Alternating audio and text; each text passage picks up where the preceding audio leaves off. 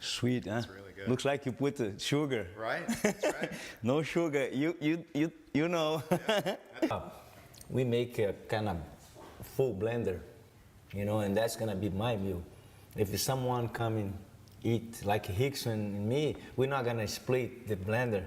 I make one for me, one for him. Same thing with Royce, Yeah, thinking that it happened overnight. It didn't. In it for the long haul flight. Committed. Wanted me to. Hello everyone. Today's jiu-jitsu topic is just about training and staying healthy, right? So, the people that have to worry a little bit more about that, where they could continue to do jiu-jitsu, are the older adults. So anybody past their mid-30s, you're still pretty good up until your 40s, and then you'll notice the change of things. But what can you do to train and stay healthy? What I mean by that is trying to avoid injuries. Injuries happen in any combat sports, that's for sure. But one thing that's important for somebody that goes into jiu-jitsu maybe in their late 30s, early 40s, is if they just start jiu-jitsu, that's perfectly fine. And they haven't done anything for a while. But if you're deconditioned, you go into jiu-jitsu for the first time and you're in a school that's a little more competitive, you put yourself at a risk of getting injured. So what could you do to help get yourself ready? Or if you're already taking classes, what could you do to maintain your health?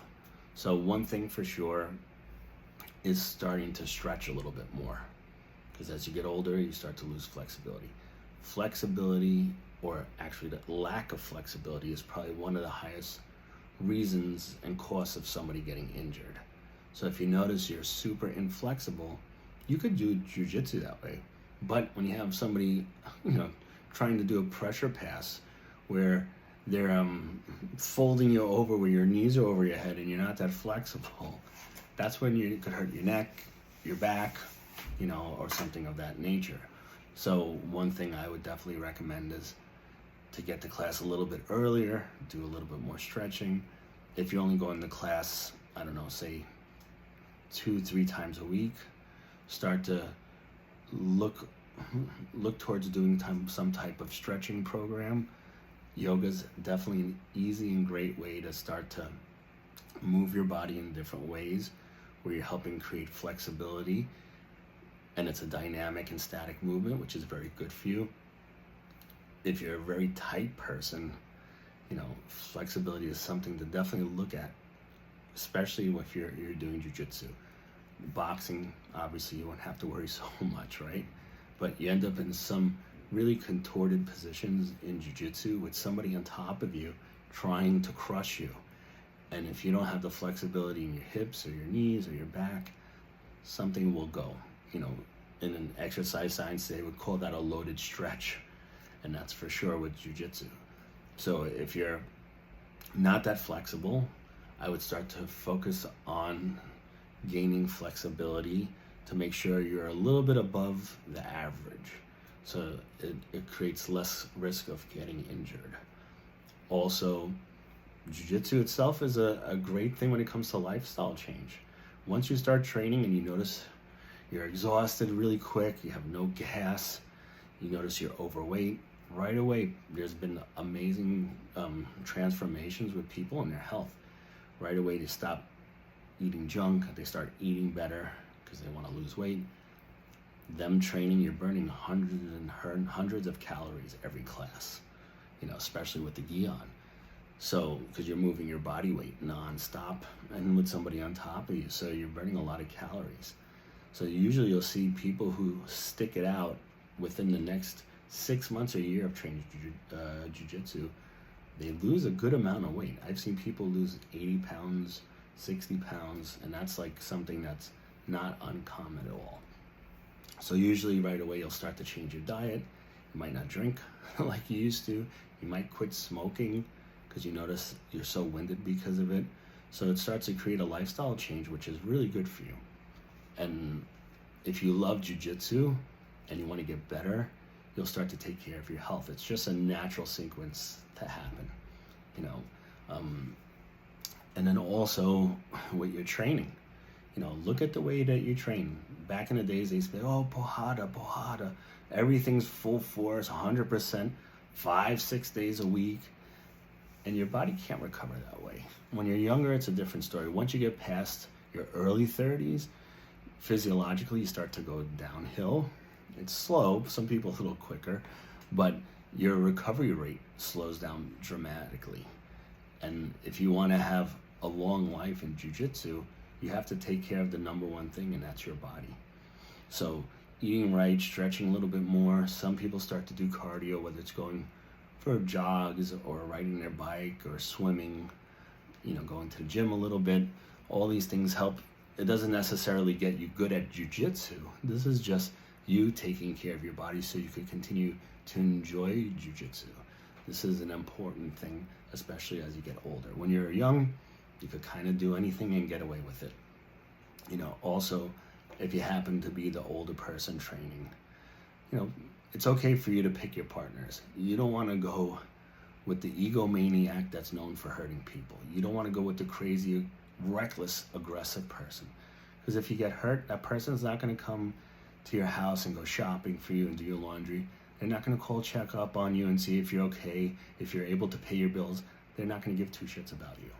So you want to keep yourself healthy and try to do some injury prevention by staying away from dangerous people. If you do train with somebody and they're really crazy, tell the teacher, please, you know, I'm a little bit older, I want to keep coming. Don't pair me up with, can you please not pair me up with that person? It has nothing to do with you being afraid of that person tapping you out. It's just like, you have to take care of yourself, because if you don't, nobody else will. So these are some definitely important things to look at. Stretching, some yoga, learning some breath work.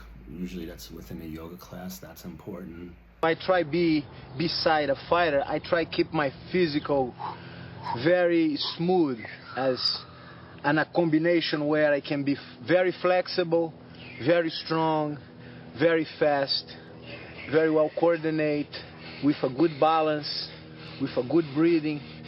So those elements I try combine. When you're new and you're just started taking classes, don't go 5 days a week. I don't care how motivated you are. You're gonna overtrain and burn out. If anything, if you just start and you have a flexible schedule, go 3 days a week, like Monday, Wednesday, Friday, Tuesday, Thursday, Saturday. You know, try to have like a day break in between so your body could acclimatize and adapt to the stress that it's under from the class, whether it's just the warm-ups or just training the moves in general. You know, you might, one thing with jiu-jitsu that's not compared to anything else is that you will feel muscles sore that you don't know existed, that you've never even seen before. You'll feel that when you start to train for the first time, or if you've taken a break and gone back, you're like, oh wow, what muscle is sore here? So you don't want to overdo it. You want to give your body a break.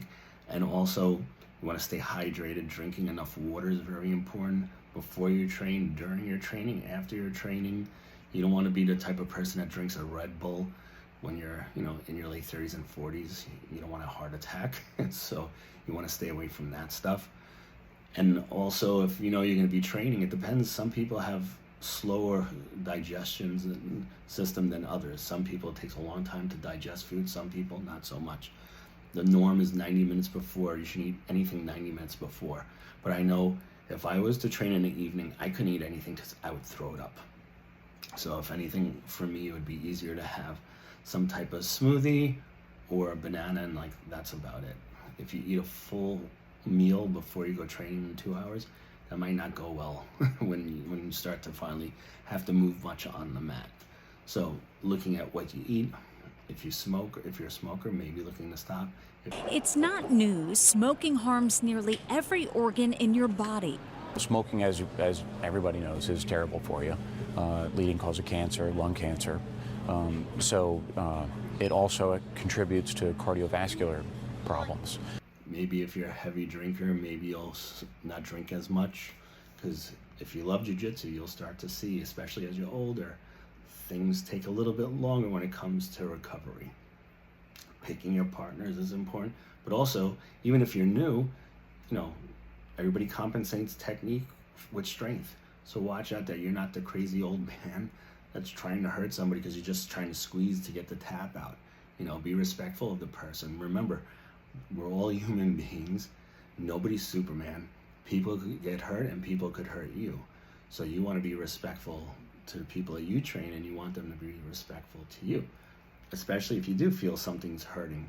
You can't go on the mat every day and be like, oh, just go for my left arm, my right arm and my legs are hurting and my neck. Yeah, just, people are going to get sick of that game, of course. But if anything, if something does hurt that they go, can you be a little bit easy if you get me in a choke or whatever because my neck's bothering me or whatever, it's like, it's okay to say that, So the whole thing is you want to create longevity so you could train until you're 60 or 70 years old. Back in the days, it'd be like, pohada, train every day hard. When Renzo came here, he was like 28 years old. I think I was 22 at the time. And when you're young, you recover quickly. It's not a big deal, so you could train every day like a maniac, and it's not gonna really bother you. When you're older, if you do that a couple of times in a row, you're gonna feel it, and it's gonna be dramatic. And God forbid you put yourself at a high risk of getting injured. The next thing you know, your jiu-jitsu enjoyment is over with. The whole thing is to try to keep yourself safe so you could continue to train. When you're younger, you could virtually do anything you want. If you're a younger guy, I would focus on, drilling, also not going hardcore all the time. Try to make it where some days you're just doing more of a light rolling where it's not all out all the time. Because at your academy, the whole thing is about learning, not how many people you could tap out. If your goal is always how many people you tap out, there's this insecurity issue, more than anything else, and that can make you a dangerous person and a person that will be less likely to really learn things because you're going to be so stubborn because you're only focused on the finishes, so you won't put yourself in vulnerable positions to work your escapes or anything like that. And you're going to be somebody that's annoying to train with because that person knows that, it's going to be an all-out work because you just care about finishing the person. So your mentality of how you train and who you train with is very important too. The Crusher! Fresh meat. So, with studies in general, it's like, okay, should I do long duration and short frequencies or shorter durations and long frequencies? So, meaning that, is it better to go once or twice a week and train for 3 hours, or go 5 days a week for an hour a class? So you're gonna learn more if you go more frequently, and if you train a little bit easier, you'll be able to do that. If you train really hard and you go all out one day, you might be super sort of crippled the next day, and then when you go to class, because you're like, oh, I gotta show up, next thing you know, you're putting yourself at a high risk of getting injured. So the whole thing is listening to your body, trying to gauge who you roll with or who you stay away from, because that's super important, because you want to make this a lifestyle. You don't want to all of a sudden be watching the UFC a year from now and you haven't trained, but you're the 3-stripe white belt that knows everything. And back in the days, I used to do this on the mat when I trained for a whole 3 months, and there's no more jiu-jitsu in your life. So you want to try to keep everything going, and one way of doing that is training smarter, not harder. My name is